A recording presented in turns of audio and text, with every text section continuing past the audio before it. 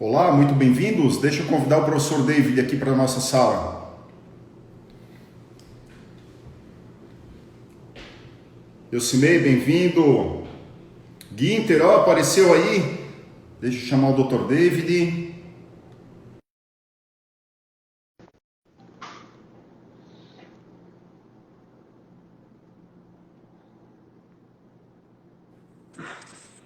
Foi. Opa, apareceu. Tá me propício Dr. aqui, a imagem David, tá boa? a imagem está um pouco travada, mas o som está bacana, tá? Se a imagem, né, não conseguir acompanhar o tempo real, não tem problema, o áudio do professor está vindo perfeitamente, tá ok? Certo, tá Tá. certo. Ok, quero dar as boas-vindas a todos os nossos convidados que estão aqui acompanhando a nossa live. Tá? É um projeto de ciências criminais. Eu aqui sempre fui reticente, né? Eu tive um pouco de resistência com a realização de lives, mas atendendo aí ao pedido dos meus alunos, dos meus colegas, topei o desafio. Temos aí já no Instagram um planejamento de 2 meses, né? E eu sempre vou trazer aqui alguma pessoa que seja experiente em determinado assunto, que conhece determinados assuntos importantes com maior profundidade. Como acontece hoje, né? Na live de hoje, nós vamos falar sobre as repercussões jurídicas dos crimes sexuais, né? Tanto no Brasil quanto no exterior, né? Em nível mundial. E nós vamos ter, assim como coração da nossa live, a criminalização midiática do sex offender e a questão da lei de Megan no Brasil. Fiz o convite para a gente dividir essa live, o convite ao professor David William dos Prazeres, né, com quem eu estou dividindo essa live. Se a imagem de um ou de outro ficar prejudicada, não há problema, porque o áudio o áudio, pelo que eu estou notando aqui, ele está saindo perfeitamente. Quero apresentar os meus seguidores, o Dr. David William dos Prazeres, que é um advogado criminalista, ele é sócio da banca Gale Brasil Prazeres Advocacia Criminal e Empresarial. O Dr. David é pós-graduado em Ciências Criminais e também pós-graduado em Direito Penal e Processo Penal, membro ativo da diretoria da Associação dos Advogados Criminalistas do Estado de Santa Catarina, entidade da qual eu tenho grande orgulho de fazer parte. Ocupou várias funções importantes, como de presidente da Comissão de Assuntos Prisionais e também presidente da Comissão de Direito Penal da Ordem dos Advogados do Brasil da Seccional de Santa Catarina. E ele é autor dessa obra aqui, ó, que está hoje rolando aí o sorteio, a criminalização midiática do sexo offender e a questão da lei de Megan no Brasil, que é o assunto principal da nossa live. Professor David, seja bem-vindo. Tem a palavra para as suas considerações iniciais. Não se preocupe se, porventura, não estiver indo perfeitamente o seu vídeo.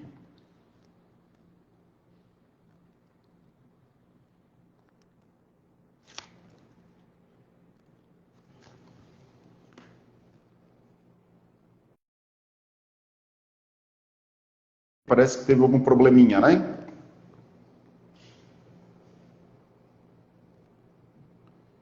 Deixa eu chamar novamente.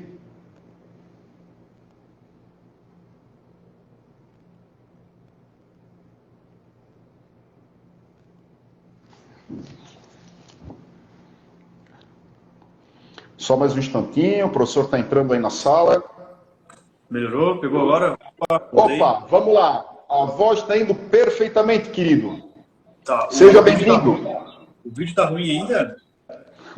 Não, mas ficou numa posição bem bonita, ficou propícia aí a tua imagem. Manda bala. Então tá certo então. Primeiramente quero agradecer a participação de todo mundo aí que está entrando. Já vi vários amigos aqui, nomes conhecidos. Quero agradecer o professor Rogério, parceiro de luta da advocacia criminal. Já tive a honra de participar de vários eventos aí pelo Brasil afora com o professor Rogério. Quero dizer que é uma grande satisfação. Essa é a minha primeira live e eu me sinto muito satisfeito em poder estar dividindo esse momento com o professor Rogério nesse importante projeto, né, que se inicia na data de hoje. Ótimo. O David, só assim para a gente poder fazer uma contextualização do nosso assunto, tá? passar um pouquinho, né, dos crimes sexuais, né, que a gente tem aí na nossa legislação brasileira. Mas antes de ir lá para o Código Penal, eu quero trazer assim, fazer uma breve introdução e uma contextualização dessa criminalidade.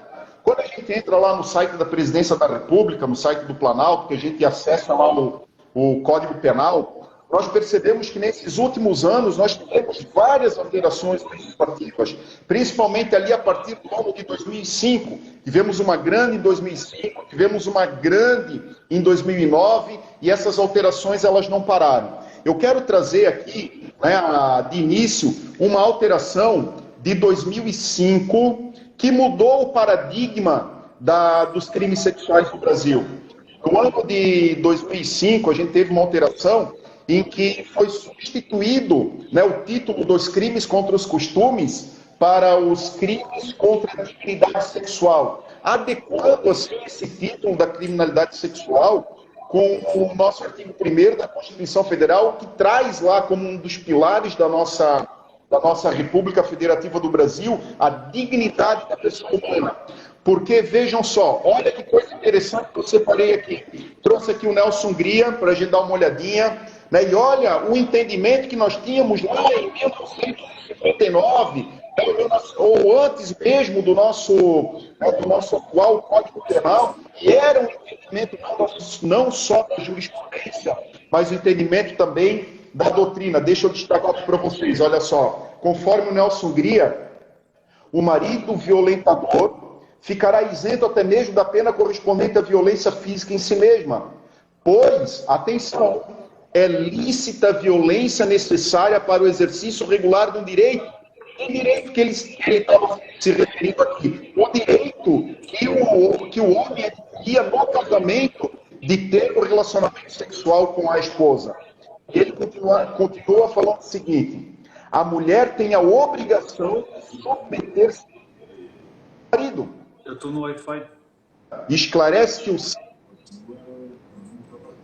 fora do casamento, sexo dentro do casamento é um dever recíproco dos casados, comungando assim com a definição do débito conjugal. Veja que interessante o entendimento que nós tínhamos, né? E depois vem a Constituição de 88, a dignidade da pessoa humana como um dos pilares desse nosso Estado democrático de direito. E aí nós começamos a modificar todo um paradigma do que nós tínhamos de crime, principalmente aqueles indivíduos entre o marido e a mulher. E hoje nós temos um aperfeiçoamento cada vez maior da nossa legislação e tivemos várias alterações, até que nós temos aí um passageiro de um masturbou e ejaculou no de uma e lá nós voltamos ao Código Penal e fizemos várias alterações.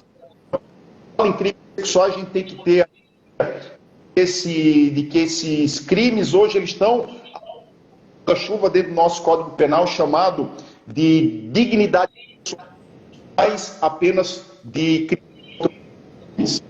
Dr. David, ativa, tudo certo? Tá cortando, o pessoal está comentando aqui, para mim também está cortando um pouquinho o áudio, mas eu estou conseguindo ouvir. Tá, legal. Se o Dr. David puder nos trazer mais ou menos um panorama de como é que esses crimes eles estão disciplinados no nosso Código Penal e mais ou menos brevemente assim como é que eles estão distribuídos na nossa legislação brasileira. Isso, nós temos, na verdade, um título específico que trata dos crimes sexuais no Código Penal, né? E como o professor bem disse, essa legislação ela veio evoluindo com o passar dos tempos e ela precisou ser aperfeiçoada. Inclusive, essa questão que o professor comentou do episódio envolvendo a ejaculação no ônibus, que motivou até a criação de um novo tipo penal, né, que é importunação ao pudor, isso foi fundamental até para que a gente pudesse dar novos contornos para esse delito sexual, porque antigamente acabava ficando muito subjetivo na análise do julgador definir se uma determinada conduta era ou não estupro. Então isso acabava gerando, inclusive, grandes distorções na hora de condenar alguém ou de aplicar uma pena. Às vezes uma pessoa praticava uma conduta mais grave, tinha uma pena mais branda do que uma outra e coisas nesse sentido, né? Principalmente naquela parte do dispositivo hoje, vigente, que fala sobre os outros meios libidinosos diversos da conjunção carnal. Então, isso acabava dando muito problema, inclusive, na hora de avaliar o caso concreto. Perfeito. Eu quero... Tudo certo, doutor David? Tudo certo, agora estou conseguindo ouvir. Legal. Nesse contexto, né, nós precisamos sempre lembrar que existem vários tipos de crimes crimes denominados sexuais, nem todos são como aqueles que a gente vê nos filmes norte-americanos, né, aqueles com violência, tá? Mas os principais deles é o estupro e o estupro de vulnerável, né? Eu lembro quando eu comecei a lecionar essa disciplina, o homem não podia ser estuprado, ele poderia ser vítima de um outro crime, né, de um crime de atentado violento ao pudor, mas apenas a mulher poderia ser vítima de um crime de estupro. E hoje isso está tudo reunido lá no artigo 213 do Código Penal e do 217A do Código Penal, que é o estupro de vulnerável.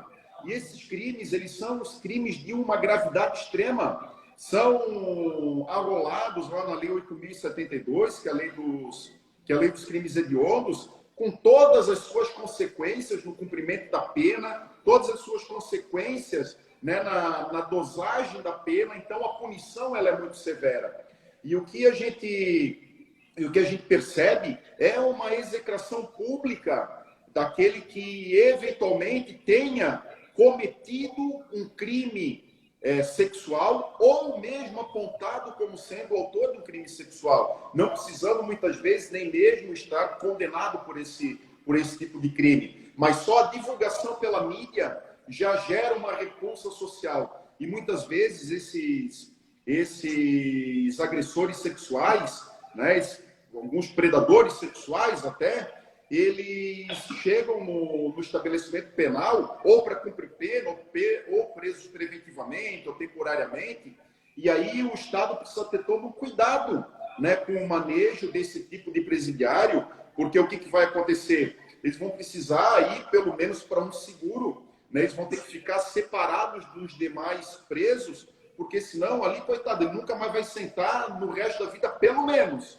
tá? E a gente tem acompanhado nas mídias sociais também, né? Hoje de manhã eu estava numa entrevista na Rádio Cidade, aqui na cidade de Brusque, e lá estavam acompanhando um caso que ocorreu aqui na região durante o final de semana, e quem comentava, né, essas reportagens, né, comentava, ou seja, ele notava com bastante ódio, né, com bastante repulsa, e é isso que tem acontecido, né? Então a gente tem, por um lado, um temor desses criminosos sexuais, né? E por outros, a gente tem essa exposição, né, daquele que eventualmente cometeu um crime sexual. E aí eu já quero ir de imediato lá para o caso que ocorreu nos Estados Unidos em 1994, que vitimou a Megan, uma menina de 7 anos, a Megan Canca, em Nova Jersey.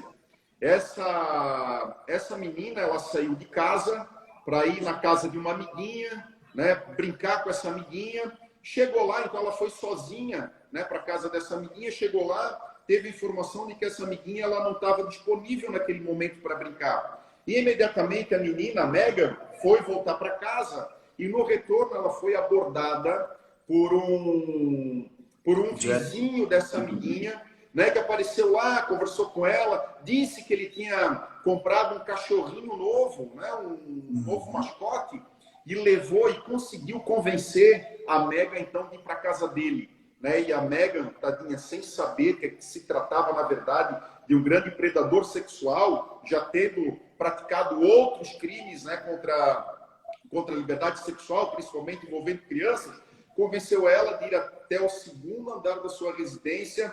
E lá, então, ele amarrou essa menina quando ela tentou fugir e ali estuprou, né, e vitimou ela, então, de um assassinato brutal. Botou ela dentro de uma caixa de plástico, né, andou milhares de quilômetros e ali, então, milhares não, vários quilômetros, né? e onde ocultou o cadáver dela, então, enterrando no local. E aí ficou lá, né? Os pais, né, buscando alguma informação. E como é que esse crime foi descoberto?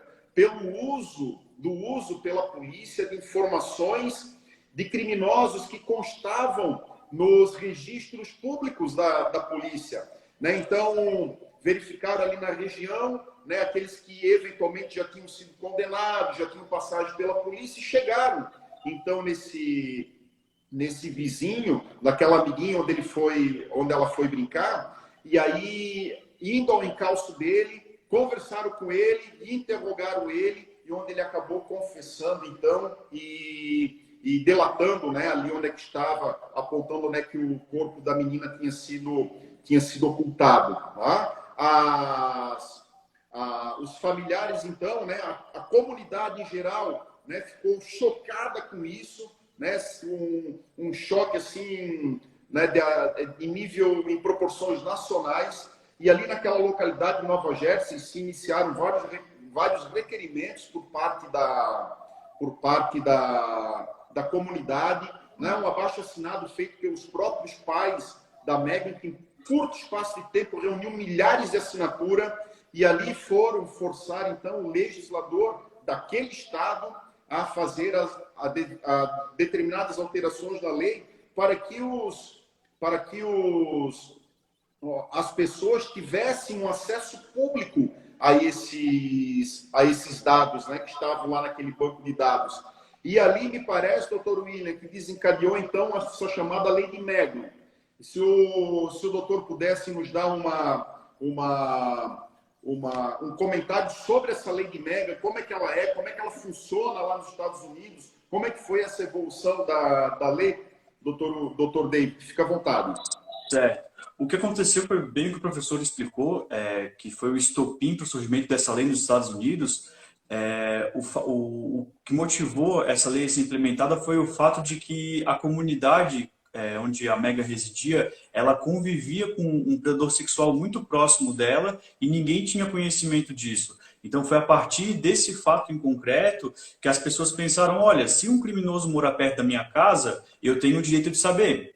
Então, iniciou-se esse movimento para criar uma lei que colocasse na internet, disponível ao público, um meio de consultar se perto da sua casa ou na sua vizinhança existe um condenado por crime sexual. Então, resumidamente, né, nos Estados Unidos, cada estado legisla de determinada forma, mas basicamente, na maioria dos estados, como é que funciona a lei de Megan?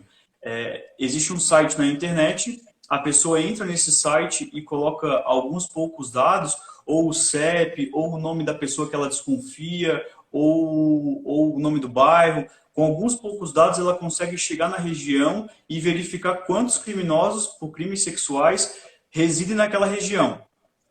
Essa é basicamente a ferramenta que é colocada à disposição do povo para verificar se existe um criminoso naquela localidade ou não. E como é que funciona a inserção dos dados do criminoso dentro do sistema? Também varia de estado para estado, mas via de regra, quando o sujeito termina de cumprir a pena, a própria delegacia, o próprio condado envia esses dados para o sistema, alimenta esse sistema com os dados do criminoso, que variam desde o nome, a aparência, a cor do cabelo, cor do olho, tatuagens, local onde vai morar, carro que dirige, enfim, o máximo de informações o possível para que ele seja facilmente identificável na comunidade. Existem alguns estados em que a lei de Megan, inclusive, ela é um pouco mais agressiva em relação ao criminoso sexual, no que diz respeito à sua intimidade, à sua privacidade. Além de obrigar o criminoso a fornecer os seus dados, e às vezes até uma amostra de material genético, existem alguns estados que determinam que a identificação pública do sujeito ocorra diariamente. Então, ele, por exemplo, tem que andar com uma roupa que identifique que ele é um ex-sex offender, ou colocar um adesivo no para-choque dizendo que este carro é conduzido por um sex offender. Então, isso varia muito de estado para estado, né?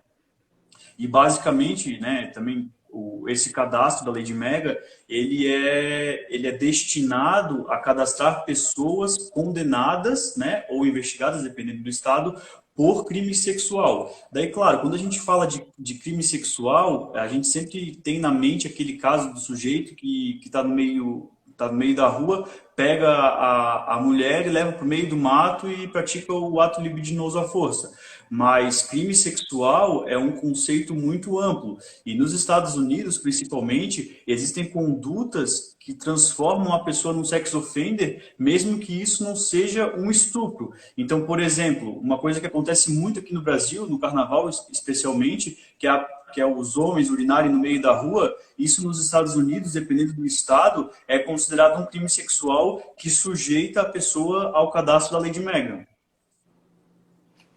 Perfeito, perfeito. Nós tivemos, doutor David, aqui no Brasil também algumas tentativas, né, de trazer para cá essa ideia da Lei de Mega. Imagina, né, aqui uma sociedade punitivista como nós estamos vendo, e eu quero destacar aqui, né, nessas tentativas, pelo menos 2 projetos de lei. Um projeto de lei que tramitou no Senado Federal, né, mas acabou sendo arquivado, e um projeto de lei que tramitou, ou que ainda tramita na Câmara dos Deputados, né? Claro que com algumas variações daquele anterior, lá do Senado Federal, mas que também ficou parado e ele, me parece que ele não vingou. Além, né, apesar dessas tentativas de implementação da Lei de Mega no Brasil, nós temos também, pelo menos, duas práticas, né, aqui no Brasil. Nós temos uma legislação estadual no Mato Grosso, né, uma lei que disciplina o acesso, né, ou a criação de um banco de dados contendo ali dados de pedófilos, né, a sua identidade, tendo ali até a forma, né, o modus operandi dele, né, mas que possa ser utilizado pelas autoridades policiais e judiciárias na apuração de eventuais crimes sexuais. Né? E nós temos também uma outra experiência de uma delegacia no estado de São Paulo, tá?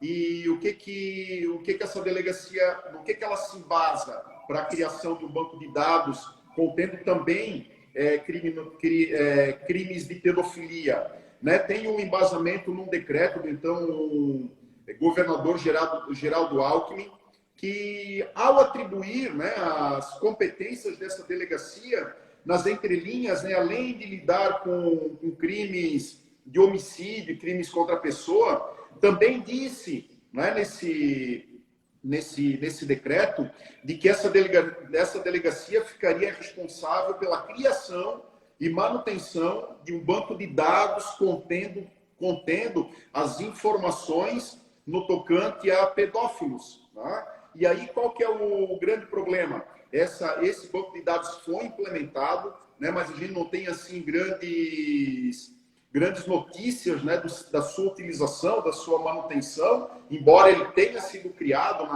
numa delegacia então de São Paulo. E qual que é o grande risco dessas informações? Que nós estamos lidando ali com pessoas investigadas pela prática de crimes sexuais, não necessariamente pessoas condenadas por essa prática. Então a gente tem ali pessoas investigadas, a gente tem ali o abastecimento desses dados com inquéritos policiais, com boletins de ocorrência, com autos de prisão em flagrante, né, que são ainda elementos muito precários, muito iniciais de uma persecução criminal. Né? Então, além disso tudo, depois ainda nós vamos ter o encaminhamento para o Poder Judiciário, o processo, né, todo o calvário do processo criminal, né? E aí, então, culminando numa sentença sujeita a um duplo grau de jurisdição, para que a gente possa dizer, né, com toda a falibilidade, né, de um processo por crime contra a liberdade sexual, de dizer, né, se de acordo com a lei a pessoa realmente é ou não um criminoso sexual. Então, a gente já tem algumas experiências no Brasil, como eu falei, tivemos algumas ideias de lei federal tratando desse assunto. Temos, então, aquela lá do Senado Federal, que ela foi arquivada, né? Nós tivemos depois essa outra da Câmara dos Deputados, que ela não tramitou, ela também está lá estacionada, me parece, né? E a gente tem essas práticas, né? Uma lei, note só, uma lei estadual, né? Teríamos até que verificar se isso haveria possibilidade de competência estadual para regulamentar uma situação dessas, que é mais ou menos parecido com o banco de DNA que nós temos hoje na nossa lei 7.210, que é a lei de execução penal, que agora foi aprimorada com o pacote anticrime, inclusive punindo o preso que se recusa a se submeter ao fornecimento do seu perfil genético com falta grave, né? Então, nós temos esses bancos de dados, e lá no Mato Grosso a gente tem uma lei estadual disciplinando, né, esse banco de dados em nível estadual. E essa outra prática, né, então, dessa delegacia de São Paulo. Então, para a gente ver, né, que, de repente, a implantação, ou pelo menos a ideia de implantação e de implementação aqui no nosso país seja, né, possa vir a acontecer aí num espaço de tempo. E isso traz, assim, uma repercussão jurídica muito grande, né, doutor David? Acho, assim, que não seria algo muito fácil da gente implementar aqui no nosso direito brasileiro. Se o doutor David puder nos fazer alguma consideração nesse sentido. Na verdade, a gente tem dois problemas para tentar implementar esse tipo de legislação no Brasil, inclusive até para implementar essas legislações que já foram ensaiadas no nosso país, inclusive aqui no nosso estado, né? O primeiro ponto que a gente tem que avaliar é os princípios que a gente tem na nossa Constituição, que é a questão da dignidade da pessoa humana, que a gente tem que observar isso durante o processo, durante a execução da pena. Nós temos também a questão da vedação da pena perpétua, por exemplo, no nosso país. Então, quando você admite que a pessoa fique dentro de um cadastro desse, você está aplicando uma pena além do que ela deveria cumprir, porque ela vai ficar o resto da vida naquele cadastro. Tem validade? Quanto tempo a pessoa vai ficar com o nome dentro daquele cadastro? Outra situação que a gente até estava comentando antes a respeito dos crimes sexuais, o que é muito importante que a gente tenha em mente quando vai trabalhar com esse tema é o seguinte: nós temos que tirar do nosso imaginário que o crime sexual é aquele crime hollywoodiano, que a pessoa está no meio da rua e é levada para o mato e submetida à conjunção carnal à força.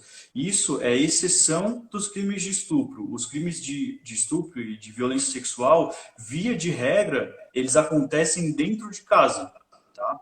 Principalmente quando a gente fala de crianças e adolescentes, né, que são vítimas desses crimes. Quem geralmente pratica esse delito é o pai, é o avô, é o tio, é um amigo da família. Então, por que essa lei ela teria uma certa dificuldade de ser implementada no país?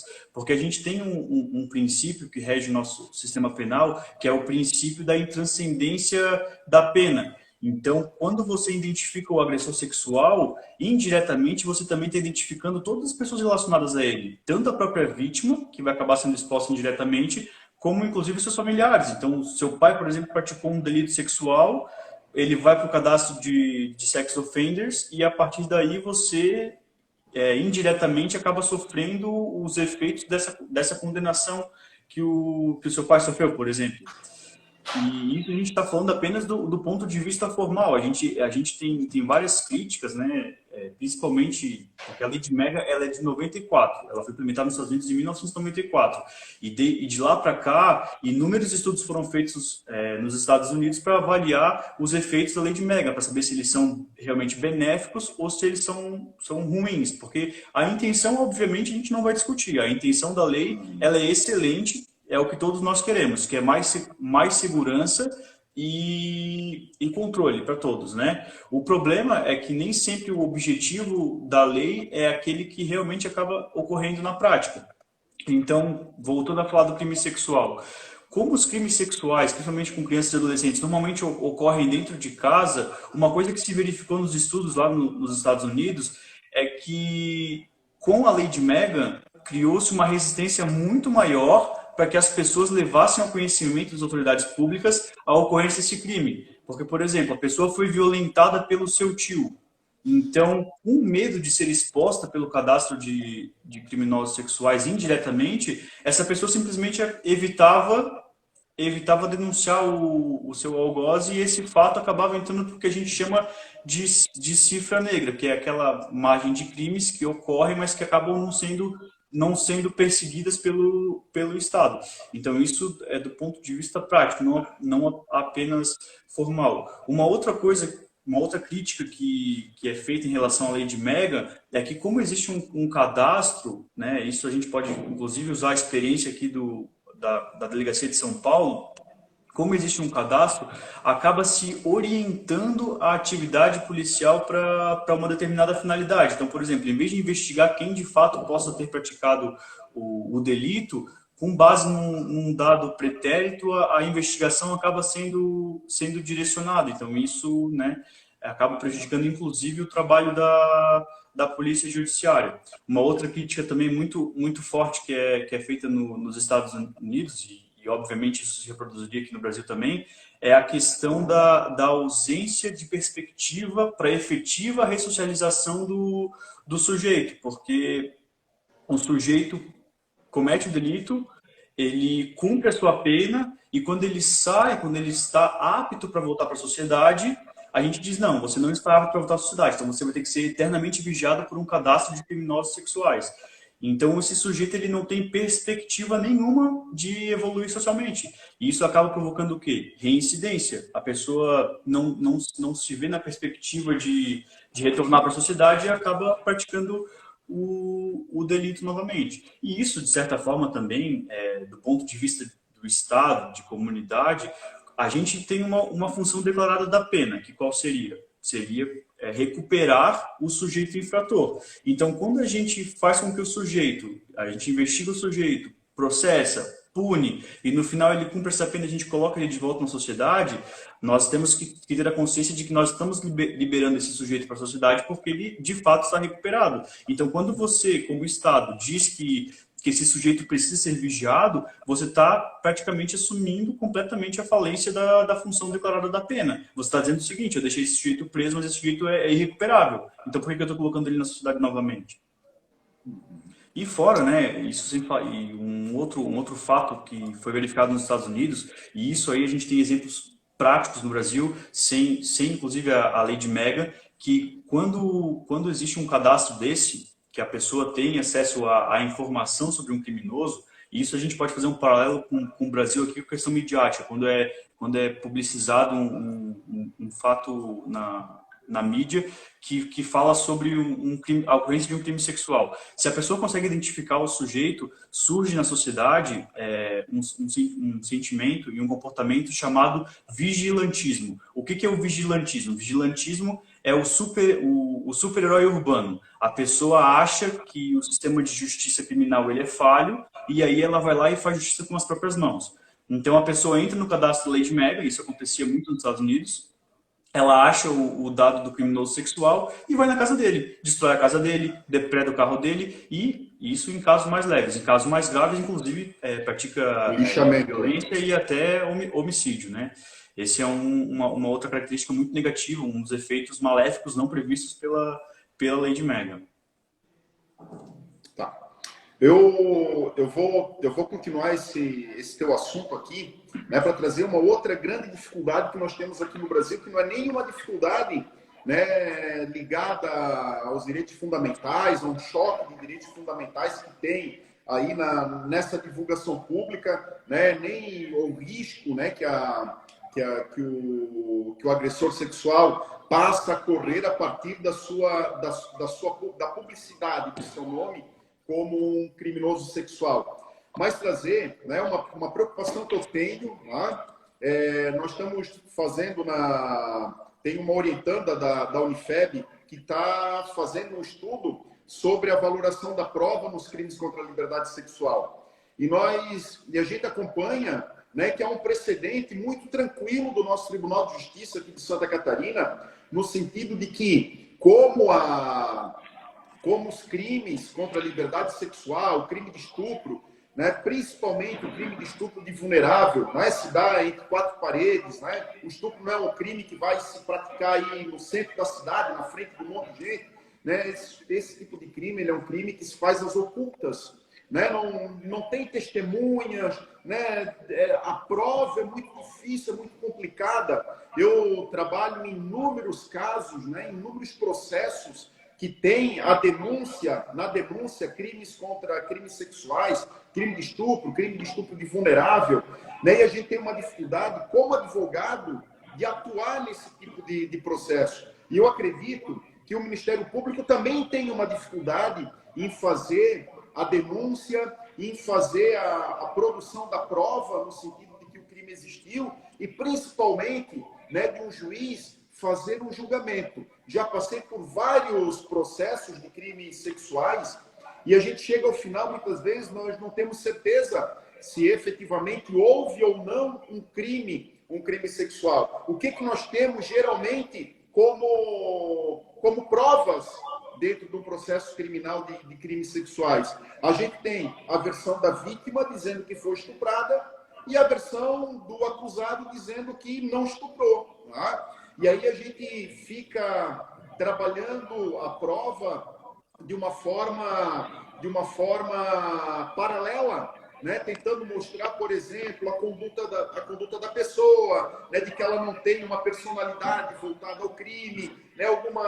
Algumas incompatibilidades nos depoimentos, nos vários depoimentos, muitas vezes, que a vítima prestou, né? A gente pega lá o estudo psicológico, muitas vezes feito pela psicóloga da Polícia Civil, e busca ali alguns erros dentro dessa avaliação. E, de forma absoluta, nós nunca vamos ter possibilidade de apurar. Tá? E aí surge um precedente, me parece muito perigoso, tá? Muito perigoso aqui, né? Em nível de Estado e principalmente em nível de... O professor David saiu, mas nós vamos continuar aqui. Assim que ele entra, nós vamos convidá-lo novamente para voltar à sala.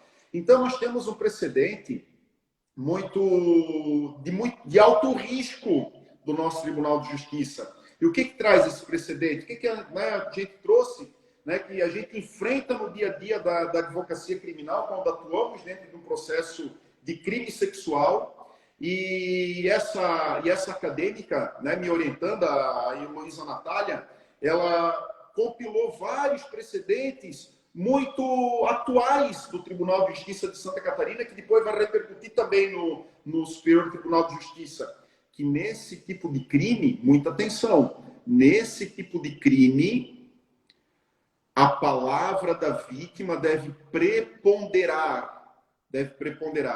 Isso é um risco muito grande quando se trata de busca da verdade real. Porque o que a gente tem?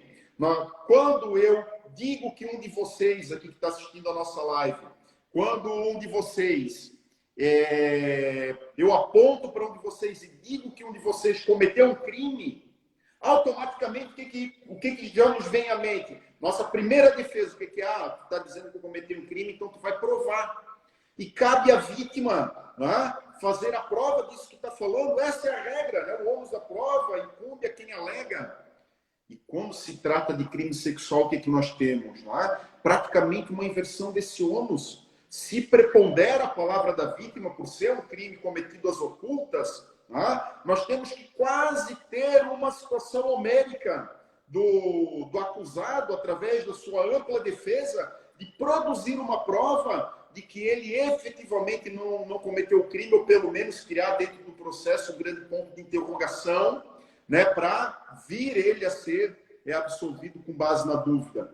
Então, quando eu trago esse precedente dos nossos tribunais, dos crimes cometidos às ocultas, como é em regra geral, e o Dr. David falou muito bem, né, os crimes de estupro dificilmente são esses crimes que a gente vê em filme, né, da pessoa sendo arrastada. Não, são crimes que acontecem dentro de casa, né? Muitas vezes ali um tabu para aquela família, sabendo, né, muitas vezes a mãe sabendo que a sua filha está sendo abusada sexualmente dentro de casa, e muitas vezes ela se omite, né, já sabendo qual vai ser essa repercussão. Então, olha que aqui nós temos praticamente nos crimes sexuais uma inversão da prova.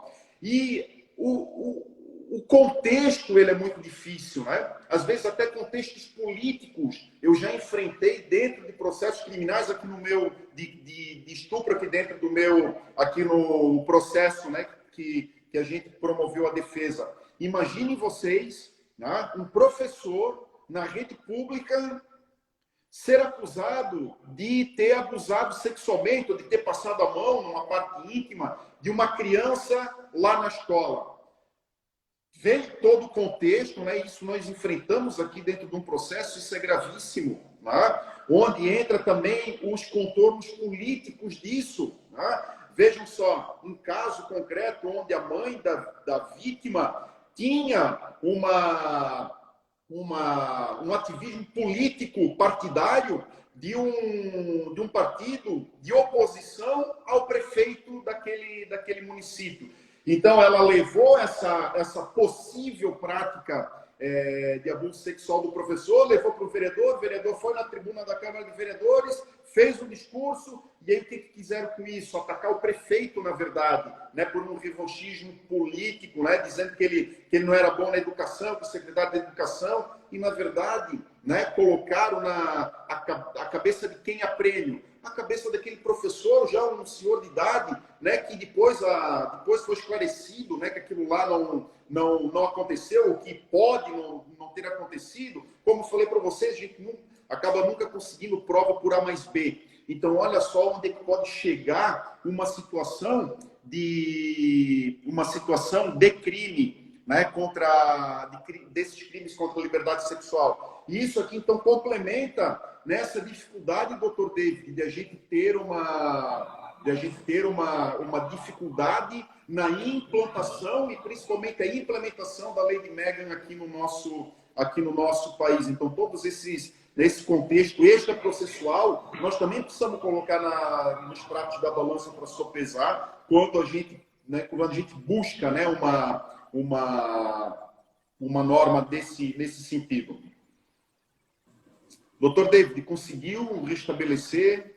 Eu voltei aqui, mudei de posição, que eu acho que o sinal aqui é bem ruim aqui no escritório, fica no alto do morro. Então, eu acho que talvez seja uma falha de conexão. Não sei se estão conseguindo ver a imagem, mas se melhorou. Mas o áudio está perfeito, doutor David. Né? Eu, né, assim, não querendo puxar o saco, né, nem colocando em questionamento nada, mas está com uma posição bem bacana, muito bonito. Pode tocar a bala aí na tua voz, que está show de bola, querido. Ah, então tá certo, então. Realmente, como o professor Jair estava ouvindo aqui, a questão o grande problema que nós temos no Brasil hoje, principalmente, né, é a questão do trato ao crime sexual, a forma como o crime sexual ele é tratado, inclusive no âmbito da justiça criminal. Isso é uma tarefa muito complicada para todos, né? O Dr. Rogério citou um caso concreto em que atuou, nós também já atuamos em vários casos de crimes sexuais aqui no escritório, inclusive de repercussão nacional, e o que a gente vê na prática é o seguinte: a pessoa vai lá, diz que foi estuprada, né?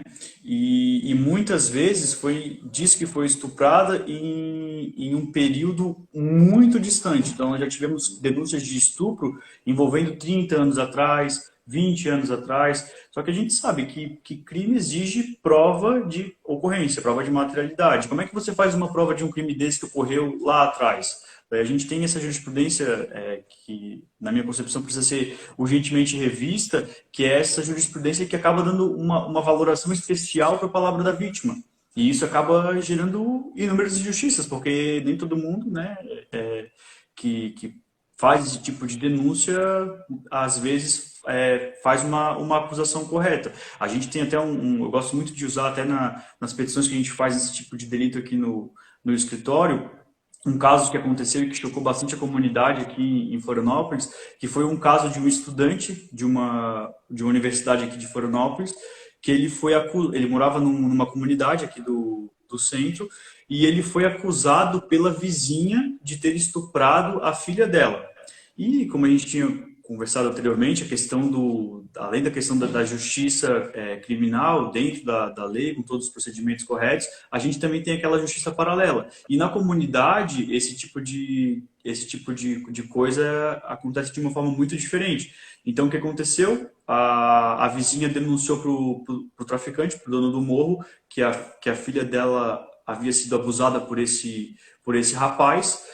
O traficante mandou o pessoal pegar esse rapaz, levaram ele para um local lá na comunidade, torturaram ele, mataram o sujeito, depois de torturar bastante tudo, depois que ele já tinha perdido a vida, descobriram que, na verdade, a vizinha tinha feito uma denúncia falsa porque ela tinha discutido com esse rapaz por causa de uma vaga de garagem. Isso é fato público, está na internet, bem fácil de pesquisar. Então, a gente...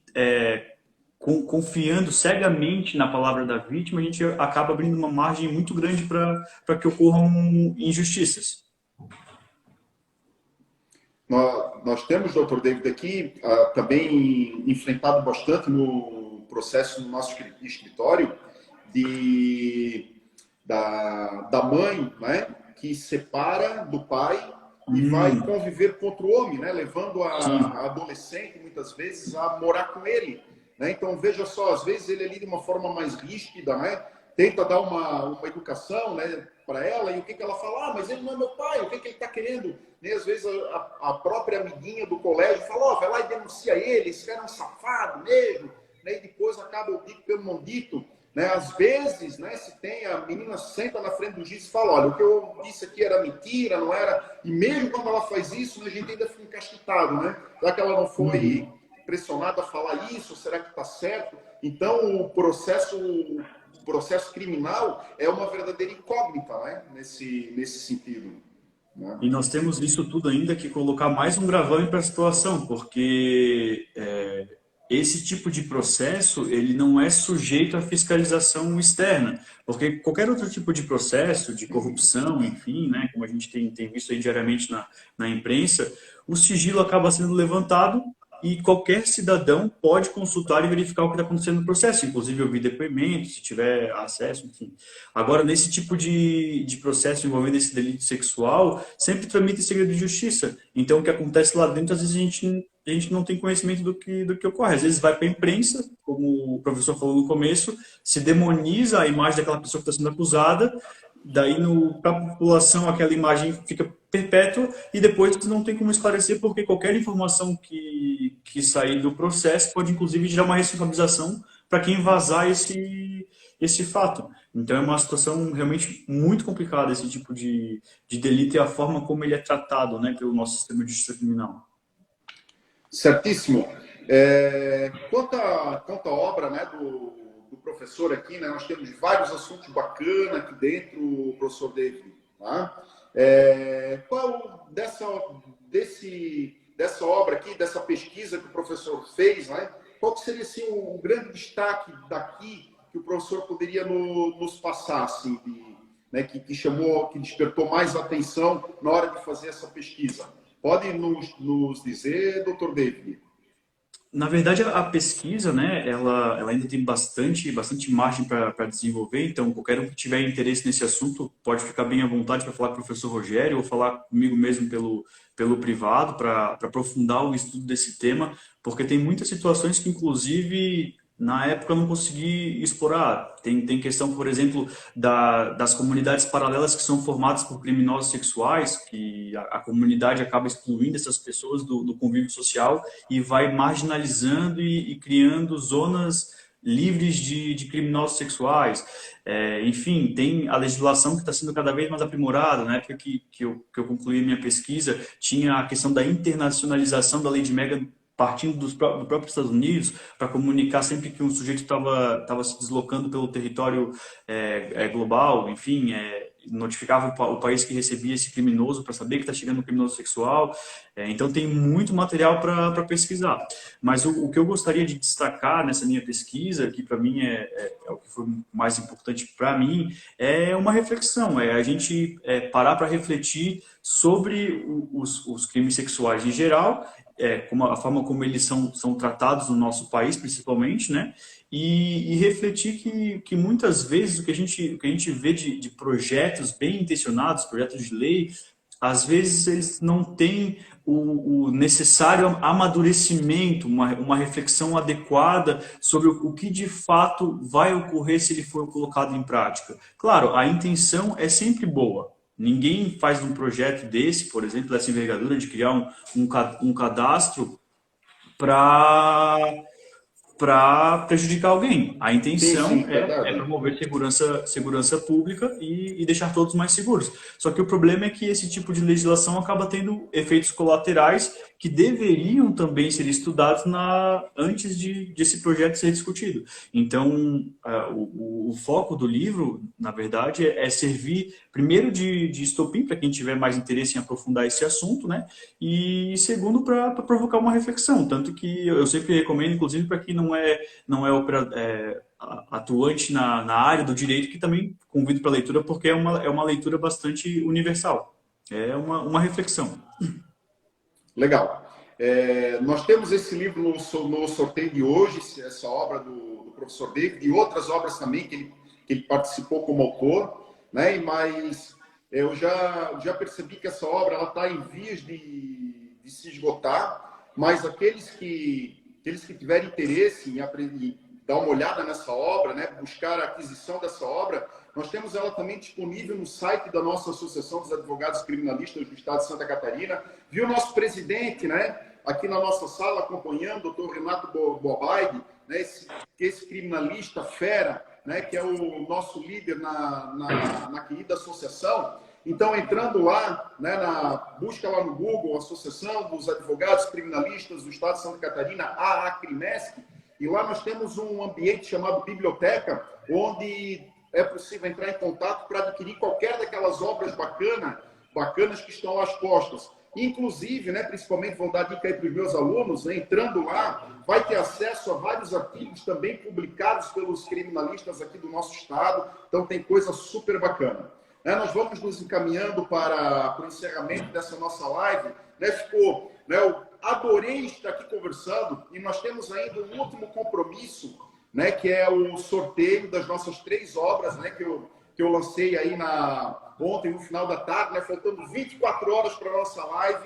Né, conversei com o Dr. David disponibilizou essas obras aí para a gente, tá? Mas eu quero falar para vocês, né, das 2 notícias. Uma que é excelente, né, nós tivemos um número fantástico de participantes desse nosso sorteio, muito engajamento, fiquei muito feliz com isso. E no que isso desencadeou? Que entupiu todos os programas que eu utilizei aqui para fazer o sorteio. Então, não vou conseguir fazer ele aqui online em tempo real, mas eu vou, assim que carregar, né, já estou aqui acompanhando, né, se vocês perceberam, né, estou aqui acompanhando no computador, mas assim que ele carregar, eu vou filmar e vou divulgar aqui, então, os ganhadores. O primeiro ganhador, vai naquela ordem, então, das obras que eu coloquei ali. O primeiro ganhador vai faturar aqui a obra do professor, né, sobre a criminalização midiática, né, dos agressores sexuais. Né, o outro será, então, ali o segundo livro, né? E o terceiro, então, a Democracia em Crise, né? O último livro. Então, nós vamos seguir essa regra, né? Eu vou filmar e depois vou colocar aqui para a gente ter toda a transparência. Tá? Quero agradecer imensamente a todos aqueles que acompanharam, né? Os grandes entusiastas aqui, nossos colegas, nossos alunos, né, Dr. David, né, que passaram por aqui, que deram ainda uma espiada na nossa live, que deram uma interagida, né? A todos os advogados, né? Vi aqui os advogados da minha equipe, os advogados da banca do Dr. David, né? Que viu, né, aqui o grande Dr. Paulo Piva, né, também, né, que tem um escritório aqui no nosso prédio, né? Vários colegas da nossa associação, os alunos, né, da Univale, os alunos da Unifeb. Então, muito bacana essa participação, tá? O nosso sorteio, então, eu vou fazer depois, vou gravar. Professor David, quero mais uma vez agradecer ao professor, né, de ter vindo, de ter se disposto, né, arrumado um tempo, né? Nós estamos aí já a semana toda, doutor David, né, conversando sobre essa live. E eu adorei essa experiência, né? E aí isso serve de incentivo, né? Já convidar o Dr. David, convidar os que estão acompanhando a nossa live para na segunda-feira que vem, às 17h30, vou receber um baita de um advogado criminalista, nós vamos falar da estratégia, olha só, uma verdadeira arte da guerra para advogados criminalistas no tocante à resposta à acusação. Né? Nós vamos destruir, né, as denúncias ineptas. Né? Então, estou convidando todos, né, para estarem aqui novamente na segunda-feira, às 17h30. Doutor David, uma grande satisfação, doutor, né, ter conversado aqui contigo. Né? Eu ainda bem travado assim, nessa primeira live, né, mas uma experiência incrível. Né? Doutor David, tem aí a palavra também para fazer suas considerações, doutor. Fique à vontade. De uma maneira bem breve, eu quero novamente, né, agradecer essa oportunidade para estar aqui nesse bate-papo hoje. Como a gente já tinha conversado antes ali na nossa fase de testes, essa também foi a minha primeira live. Gostei bastante dessa experiência, né? Eu até peço desculpas porque essas coisas de informática a gente nunca consegue prever o resultado, né? As variáveis são assim mesmo, não te preocupa com isso. Para mim aqui o vídeo está funcionando, então eu fiquei falando, até tentei aqui ligar o Wi-Fi, desligar o Wi-Fi, botar no 4G, mas hoje realmente a informática não quis me ajudar. Mas gostei bastante da experiência, então quero agradecer ao professor primeiramente pelo convite, pela oportunidade, e quero agradecer a todos os nossos colegas, alunos, associados da CRIMES que prestigiaram, muitos que inclusive me mandaram mensagem aqui no privado até para tentar ajudar a melhorar aqui a nossa conexão, enfim, a qualidade da imagem, Dr. William. Então, quero apenas reforçar o agradecimento, né, e me colocar à disposição, se eventualmente alguém quiser tirar alguma dúvida ou aprofundar mais o debate sobre esse tema, que é um tema bastante instigante, eu permaneço à disposição de todos. Isso. Professor, mais uma vez, muito obrigado ao professor, ao Dr. David, né, a todos os que estiveram aqui presentes, né, vários advogados, vários alunos, tá? As perguntas, né, nós vamos responder no direct, pode entrar aí no direct do Dr. David William, pode entrar no meu direct, fazer as perguntas, fazer as considerações, que vai ser uma grande satisfação receber aí qualquer manifestação de vocês, né? Obrigado pelos coraçõezinhos, né? Aí pelas palmas que colocaram, né? Marcando a presença nessa nossa primeira live. Então nós cumprimos aquilo, né, que a gente tinha se proposto, e eu não vejo hora de chegar agora na semana que vem, Dr. David, para a gente fazer a nossa próxima live, né? Ali vou trazer aqui o Dr. Flávio Schlickman, que vai nos dar uma verdadeira aula de estratégia, né? Uma coisa bem prática, né? No tocante a essa peça profissional que é a resposta à acusação. Nosso tempo, infelizmente, muito infelizmente mesmo, está acabando, né? Mas na semana que vem nós vamos estar juntos aqui novamente. Muito obrigado a todos vocês. Um forte abraço, Dr. David, um forte abraço. Mando um abraço para o Dr. Hélio Brasil, para o Gali, para o Herculano, para toda a galera aí do seu escritório. Aí fale, né, que vocês tenham certeza que aqui em Bruxelas sempre tem um colega, né, aqui para ajudá-los. Vamos encerrar então a nossa live. Um forte abraço para todo mundo e muitíssimo obrigado. Estamos aqui, entramos na contagem regressiva, então foi show de bola.